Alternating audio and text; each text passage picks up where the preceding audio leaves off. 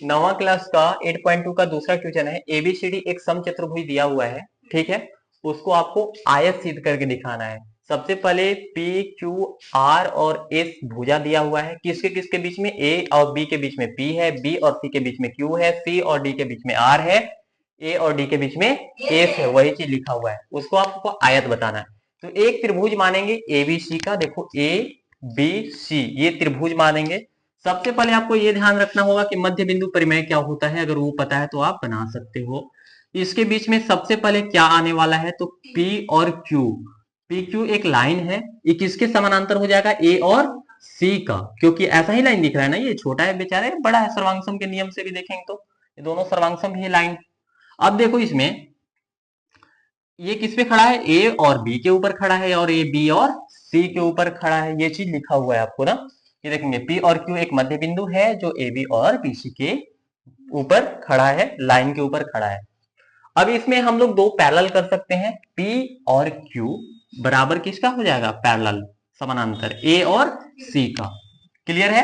अगर हम पैरेलल करें तो क्लियर है, लेकिन अगर हम इसी चीज को बराबर करेंगे, ध्यान से देखो, ये छोटू सा लाइन है ना, और ये बड़ू सा लाइन के सामने अगर बराबर करें हम, तो आधा करना पड़ेगा ना। मतलब A और C को अगर आधा कर दे तो P और Q के बराबर हो जाएगा। तो वही काम हम किए हैं। ये कहां से किए हैं? तो मध्य बिंदु परिमेय से किए हैं। एक आपको परिमेय पढ़ना है।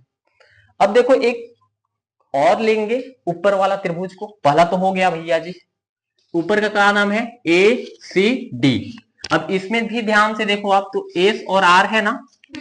यहाँ देखो लिखा हुआ है आर एस लिया है या एस आर। मध्य बिंदु है, किस पे खड़ा है? के बीच में एस है, ये चीज लिखा हुआ है। अब इसको भी पैरेलल कर सकते हैं ना।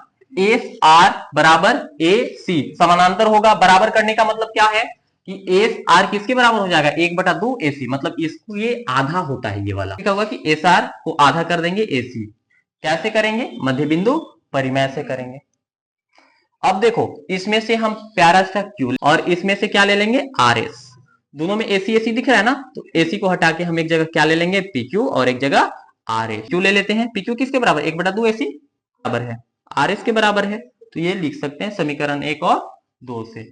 समझ में आ रहा है? ये तो कॉमन सा चीज है। चतुर्भुज अब देखेंगे, इसके अंदर आप देखोगे तो एंगल 1 बराबर 90 दिया हुआ है, तो ये के बराबर हो जाएंगे ये चीज। हाँ, एंगल 1 बराबर 2 हो जाएगा। समांतर चतुर्भुज के सम्मुख कोण से बराबर 90 है, तो 2 बराबर भी हम 90 लिख सकते हैं, क्योंकि दोनों बराबर भुजाएं बराबर है या समानांतर। अब बराबर होगा तो समानांतर भी होगा। अभी जस्ट देख रहे हैं कि 2 बराबर 90 है, या एंगल 1 बराबर भी आप लिख सकते हो।